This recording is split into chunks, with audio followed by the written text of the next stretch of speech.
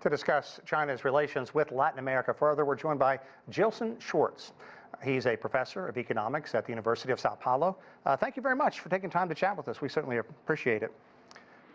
I want to begin by referencing Dan Collins' excellent report there that talked about this massive project going on. And right now, we do know that China is South America's top trading partner, a major source of funding from both direct investment and lending for energy and infrastructure. Talk about the effect that you think the Belt and Road Initiative has really had in a pretty short time, about a decade, on that continent. I think it's a very important effect, especially from the political or even geopolitical perspective. Brazil and Latin America have been caught in between great powers in the past, basically European colonization, and then the U.S. absolute domination over this territory, to the point of believing that this would be part of the American dream.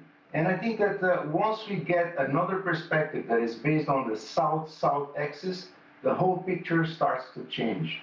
We are a major source of raw materials, of commodities, agricultural goods, and more there is talk about the environmental issues in Latin America, especially the Amazon region. So I think that first, this perspective helps us build up a new Latin American perspective that is multilateral.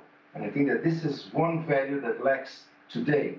We are missing this kind of multilateral shared global development dream. So I think that creating the Belt and Road Initiative and bringing it to Latin America will help us devise a new perspective that is multilateral. This is the first point. Second point is really connecting trade to environmental issues.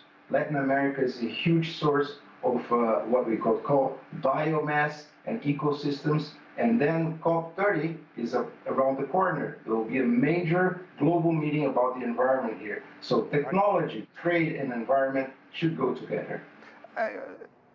Give us a reaction to the allegation that some believe that the U.S. was basically asleep at the wheel for the past 10, 15, even 20 years, and wasn't really focused as much as it should have been on its nearby neighbor. And China moved in, found that vacuum, if you will, and filled it. I think this is really, well, in geopolitical issues, there is no vacuum. That's just like nature. Nature has absolute horror to vacuum. There's no political vacuum. It's not possible. The U.S. has always pursued a very domestic agenda, and of course, being the major military power globally, it has, of course, had to face difficult situations. We see that today the U.S. is totally engaged with the Ukrainian-Russian crisis, now the Middle East situation. So Latin America is completely out of that kind of framework. The U.S. is not really, in its history, has not really focused on a really authentic multilateral perspective. So I think that this is being changed by the Belt and Road Initiative. Gilson, one thing before I let you go, I find it fascinating that China is now also investigating in the space program for Latin America. That has so much potential, not only for economic benefit, but the space program is something history shows really elevates the sense of pride that people have in their nations. Are you excited about this moving forward? I think that this could be a channel for new agreements and new cooperation in technological sectors. Especially Brazil has had industrial policies, technological policies that the Lula government is now resuming.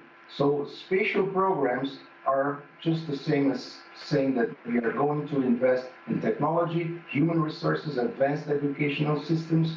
So this is the way to go, not only in terms of pride, but also in terms of actually engaging international cooperation for technological development, entrepreneurship, and innovation.